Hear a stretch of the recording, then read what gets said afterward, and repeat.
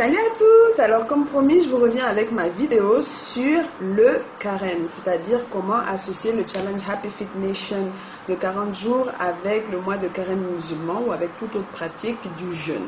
Alors je voudrais commencer déjà par rassurer toutes nos participantes que pratiquer le jeûne, que ce soit le carême musulman ou le jeûne intermittent, ne va pas affecter négativement vos résultats et vos objectifs de perte de poids si vous prenez quelques précautions nécessaires et suivez quelques conseils que je vais partager avec vous dans cette vidéo. Je vais commencer déjà par vous expliquer pourquoi on peut prendre du poids pendant le carême. Déjà, le carême implique une fenêtre de jeûne d'à peu près 15 heures de temps où on n'a ni le droit de manger ni le droit de boire. Ensuite vient une période d'à peu près 8 à 9 heures où on peut s'alimenter normalement jusqu'à la fenêtre de jeûne suivante. Et en général, les gens ont tendance à prendre du poids pendant le jeûne et je vais vous expliquer pourquoi. Premièrement, parce que la fenêtre d'alimentation se situe à des heures tardives. On peut s'alimenter en général entre 19h et 4h du matin. Pour le commun des mortels, ce sont des heures tardives où la digestion est un peu plus difficile, surtout si on mange lourd et ça peut favoriser le stockage. Ensuite, la deuxième raison pour laquelle on peut prendre du poids pendant le ramadan, c'est l'inactivité. Quand on jeûne, on a tendance à économiser son énergie, donc on ne bouge pas beaucoup pendant les heures de jeûne et ensuite, une fois qu'on a rompu, qu'on s'est bien rempli le ventre, on se sent lourd, léthargique et on est encore plus inactif. Ça aussi, ça ne favorise pas le brûlage de la graisse. Ensuite, quand on a faim et qu'on rompt le jeûne, on a tendance à consommer des portions plus importantes. On a les yeux plus gros que le ventre parce qu'on a eu faim, on s'est privé toute la journée et on a envie de compenser tout de suite en avalant le maximum qu'on peut et ça a pour conséquence qu'on mange plus que d'habitude et quand on mange plus que d'habitude et qu'on est inactif, on prend du poids. Et la dernière raison, c'est que en général, pour le ramadan, on consomme des plats hyper caloriques. Au lieu de manger comme d'habitude, on va avoir tendance à se tourner vers des plats très sucrés, très gras, comme les gâteaux, les pâtisseries, les douceurs arabes, les fritures telles que les nems, les samoussas, tout ce qui est bon pour la bouche, mais qui n'est pas forcément bon pour le gras. Donc, ce sont ces facteurs-là qui font qu'on peut prendre du poids pendant le ramadan et c'est pour ça qu'il faut faire très très attention. J'attire l'attention des participantes qui pratiquent le jeûne pour qu'elles prennent en compte ces facteurs-là. Alors maintenant, comment faire pour inverser la tendance, maintenir ses objectifs et perdre du poids malgré le ramadan? Je vais vous donner 5 principaux conseils à appliquer pour avoir une pratique saine du jeûne et éviter de prendre du poids. Mon premier conseil, c'est d'éviter les grosses portions. Et là, votre système de contrôle de portions qu'on vous a expliqué, dont Livia vous a expliqué le fonctionnement dans sa vidéo, va beaucoup vous aider. C'est-à-dire que dès le moment où vous savez quelle est la quantité d'aliments auxquels vous avez droit pour une journée, il vous est difficile de dépasser, sauf si vraiment vous avez la volonté de manger plus qu'il ne le faut. Donc une fois que vous connaissez votre limite, à vous de voir comment vous organiser par rapport à votre fenêtre d'alimentation pour consommer vos portions et pas plus que vos portions. Donc je vous invite à vraiment prendre le temps de bien regarder la vidéo de Livia et de bien comprendre le fonctionnement des conteneurs, les différents groupes d'aliments et pouvoir ensuite faire votre répartition en fonction pour ne pas dépasser les portions. Mon deuxième conseil, c'est lorsque vous mangez, mangez en conscience et mâchez correctement. Ça a l'air anodin comme ça, mais quand on a faim et qu'on a accès à de la nourriture, surtout de la nourriture goûteuse, on a tendance à avaler, à se jeter là-dessus et à engloutir en fait la nourriture sans vraiment en prendre conscience. Donc, prenez conscience de chaque bouchée, mâchez correctement. Non seulement ça va vous permettre de ne pas dépasser, de ne pas manger plus qu'il ne faut, mais ça va aussi favoriser votre digestion parce que votre système digestif va être au repos pendant une fenêtre de presque 15 heures. Et il va avoir du mal à se remettre en route tout de suite. Donc, en mâchant bien, vous allez faciliter votre processus de digestion et permettre à votre organisme vraiment d'assimiler les aliments que vous allez lui donner. Mon troisième conseil, c'est de manger des aliments denses et peu caloriques. Alors, pendant le ramadan, je sais qu'on a tendance à se tourner vers les petites douceurs. Ce n'est pas des aliments qui nous calent et ils sont souvent très sucrés, très gras. Mieux vaut opter pour des belles grandes salades, des légumes ou des légumineuses ou des glucides qui vont vraiment nous remplir correctement le ventre, tels que les carottes, le chou, les haricots verts, les petits pois, les lentilles. Qui ont vraiment un potentiel de satiété plus élevé que des aliments beaucoup plus caloriques et qui n'apportent finalement rien. Donc évitez les nems, évitez les samoussas, évitez les loukoums et autres douceurs arabes, évitez les viennoiseries. C'est bourré de sucre, ça vous apporte rien et ça va vous donner encore plus faim. Évitez aussi les jus du commerce, ils sont remplis de sucre. Privilégiez les jus faits maison où vous allez vous-même mesurer la quantité de sucre que vous allez y mettre et surtout pouvoir privilégier des substituts au sucre tels que le stevia ou le miel ou le sirop d'agave, etc. Mon quatrième conseil, c'est boire beaucoup d'eau. Ça, c'est quelque chose qu'on a tendance à négliger, surtout après une longue période de jeûne. On va boire de l'eau juste à la rupture et après, on va négliger. Il faut vraiment boire de l'eau. Moi, je recommande de boire au minimum 3 litres d'eau. Donc, c'est l'équivalent de 2 bouteilles de ce genre. Donc, c'est une bonne référence. Comme ça, vous savez quelle quantité d'eau il faut boire. Tout au long de votre fenêtre d'alimentation, buvez des verres d'eau et en allant vous coucher, prenez le reste de la bouteille avec vous et sirotez-la jusqu'à l'heure limite où vous n'avez plus droit de boire. Et faites bien attention à vous réhydrater parce que la faim peut avoir pour origine, le sentiment de faim peut avoir pour origine la déshydratation et mieux vaut vraiment correctement réhydrater votre corps. Donc buvez de l'eau. Et mon cinquième conseil, c'est faire de l'exercice. C'est très important et ça a l'air un peu compliqué comme ça. Si je dis faites du sport et que vous imaginez que vous allez jeûner, que vous n'allez pas avoir d'énergie, c'est sûr que ça a l'air difficile comme ça, mais c'est très important de pouvoir inclure toujours votre routine sportive. Pourquoi? Parce que si vous voulez perdre du poids, il faut induire un déficit calorique. Je vous renvoie à ma vidéo qui a été partagée avec vous le lundi.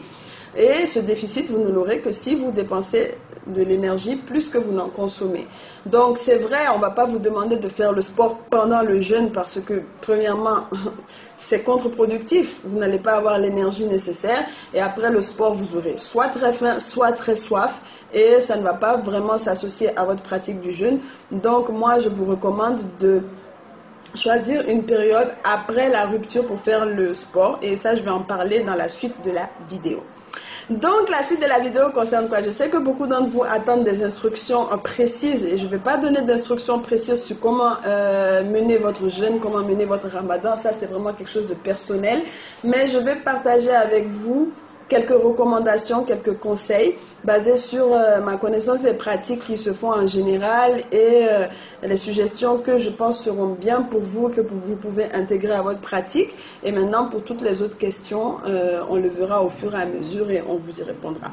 Donc, mes conseils, premièrement, vont concerner la rupture. Alors, la rupture, c'est le moment vraiment le plus important, voire déterminant de votre journée après le jeûne. C'est le moment où vous êtes déjà fatigué d'avoir jeûné, vous avez très faim, vous n'avez qu'une envie, c'est de vraiment rompre et continuer à vous alimenter normalement et puis à boire de l'eau et tout. Donc, c'est à ce moment-là, pour la rupture, qu'on a tendance à consommer des aliments très caloriques comme les gâteaux, les viennoiseries, les fritures. Donc, moi, je vous recommande de vraiment éviter tout ça. À la rupture, buvez de l'eau. Mangez quelques dattes. Alors, n'abusez pas des dattes. Les dattes, c'est un aliment sain, mais ça reste quand même très sucré. Donc, quelques dattes suffisent largement. Ensuite, privilégiez les fruits. Remplacez toutes vos sucreries par des fruits. Prenez une portion de fruits, faites une petite salade de fruits. En ce moment, il y a beaucoup de fruits sur le marché. Il y a des mangues, des bananes, des oranges, des pommes, de l'ananas. Faites une bonne salade de fruits ou alors un petit bouillon de légumes. Ça va vous faire vous sentir plus pleine et ça va vous donner le coup d'énergie que vous avez besoin pour poursuivre votre soirée ensuite. Et vraiment contrôler les portions. Voilà, ça c'est pour la partie qui concerne la rupture.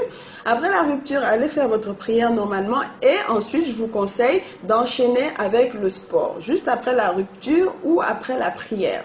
De préférence après la prière. La prière va être comme un échauffement pour vous parce que je sais que les 17 rakas là, ça reste du sport, hein? Donc allez-y mollo après la prière, ça va être un échauffement pour vous. Prenez 30 minutes, faites une séance d'intensité modérée au début pour voir ce que ça vous fait. Si vous avez l'énergie de le faire, n'allez pas sur une pratique trop intense du début, sinon non seulement vous allez être buté à un obstacle et vous allez vous décourager. Donc allez sur un effort modéré pour le temps que votre corps s'adapte à ce rythme que vous allez lui imposer. Et ensuite, une fois après votre sport, vous allez avoir forcément faim, mais ça va être une bonne faim. Ça ne va pas être la faim sauvage, la faim qui vous fait vous jeter sur la nourriture. Donc vraiment, je vous recommande de faire votre sport à ce moment-là parce qu'après, ça fait un peu tard et ce n'est pas tout le monde qui peut assumer ça. Donc prenez ces 30 minutes-là après votre prière, faites le sport et puis ensuite, vaquez au reste de vos occupations. Ensuite, je vous recommande d'observer une période de 2 heures entre l'iftar, donc la rupture, et votre dîner. Pourquoi? Pour laisser le temps à votre estomac de vraiment se relancer dans le processus de digestion, pour avoir le temps de faire vos 30 minutes de sport et vraiment vous préparer pour consommer le reste de vos aliments. Maintenant, en ce qui concerne le dîner, je vous recommande déjà d'opter pour des recettes saines, donc évitez les fritures, évitez les plats trop gras, privilégiez les grillades ou les plats préparés au four, ou alors des recettes où vous allez utiliser moins d'huile, moins de trucs comme les magis, les cubes magis et autres. Privilégiez les épices, les mélanges de bouillon naturel, ça existe, il y en a partout. Et vraiment aller sur des recettes vraiment light. Je ne vais pas vous donner des recettes. Si j'en ai à partager, je le partagerai après. Mais je pense que vous pouvez largement en trouver, voir comment adapter vos recettes favorites pour qu'elles soient plus saines. Et je vous conseille de consommer vos portions dans l'ordre suivant. Commencez par vos portions de légumes. Pourquoi? Parce que c'est les portions les plus larges auxquelles vous avez droit. Et c'est celles qui vont vous donner le plus le sentiment de satiété. Donc commencez par une grande salade, mais pas une salade à la malienne avec des frites de la loco et baignée sous une vinaigrette pleine de mayonnaise et d'huile. S'il vous plaît, de grâce, évitez ça. Faites une belle salade avec des légumes crus. Parce que les légumes crus, ça va vous faire vous sentir pleine rapidement. C'est plein de nutriments et ça va vraiment vous donner un peps d'énergie. Et plus votre ventre sera rempli, moins vous aurez tendance à consommer le reste vous allez pouvoir vous contenter du reste de vos portions. Donc, commencez par vos portions de verre, les légumes.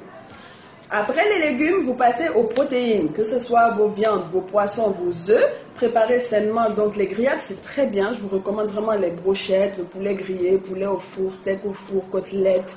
Tout ce que vous voulez, préparez sainement, sans huile, sans friture. Évitez boulettes surprises et autres conneries là. Vous pouvez faire tout ce que vous voulez, mais cuit au four, grillé, c'est largement à votre portée. Consommez vos protéines et en dernière position, consommez vos glucides. Je vous recommande même de diviser vos glucides en deux, de garder une partie de vos glucides pour le sougouri là, le repas à l'aube là. Donc, privilégiez les légumineuses, évitez le riz, le pain, les pâtes. C'est quelque chose, la nuit, ça va vous desservir. Ça va se transformer en sucre. Vous n'avez pas besoin de toute cette énergie-là juste avant de vous coucher.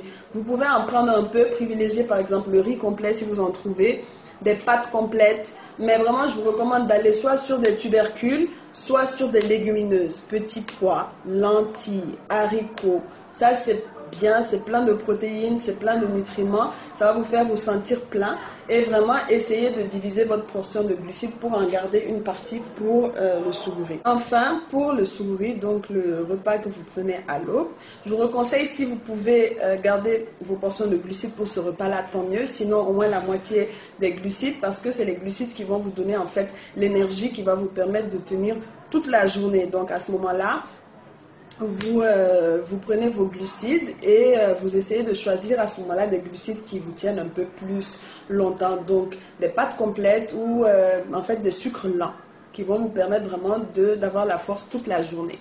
Voilà, et pendant vos différents repas, consommez des jus, faites des jus chez vous.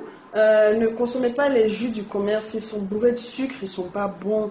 Donc faites vos jus maison, prenez des infusions. Et si vous voulez aussi, vous pouvez aussi prendre les boissons qui sont réputées pour brûler le gras, comme par exemple le gingembre citron menthe, l'eau vinaigrée, l'eau citronnée ou citron miel cannelle. Bon, c'est des écoles, hein. Moi, je n'ai jamais consommé ces boissons, mais si elles sont réputées pour brûler le gras, ça ne peut qu'être bénéfique pour vous. Donc, vous pouvez y aller vraiment à cœur joie. Donc, évitez vraiment tout ce qui va être bourré de sucre ou de gras. Ça va vraiment vous desservir. Donc, je vais récapituler. Pour maintenir votre poids, voire votre perte de poids, les 5 conseils. Contrôlez vos portions, donc utilisez vos conteneurs, mâchez et mangez en conscience, mangez des aliments denses qui vous donnent plus le sentiment de satiété, évitez le sucre et le gras en excès. Vous pouvez craquer de temps en temps, éventuellement, mais vraiment, essayez de ne pas vous saboter vous-même. Faites de l'exercice. Ça, c'est vraiment incontournable si vous voulez perdre du poids. Et ensuite, vraiment, essayez de voir comment répartir vos conteneurs à travers vos différents repas et en vous basant sur les quelques conseils que je vous ai donnés. Et si vraiment vous avez d'autres questions, n'hésitez pas, nous sommes là pour ça. C'est une expérience qui va être nouvelle pour vous. Ne paniquez pas, vous pouvez y arriver, il n'y a aucun souci, nous allons essayer de vous répondre au mieux et vous accompagner tout au long de ce challenge. Voilà, donc je vous embrasse très fort et puis je vous souhaite à toutes un bon mois de Ramadan, un bon jeûne et on se retrouve sur le groupe pour les éventuelles questions ou compléments d'information. Bisous. Et je suis arrivée.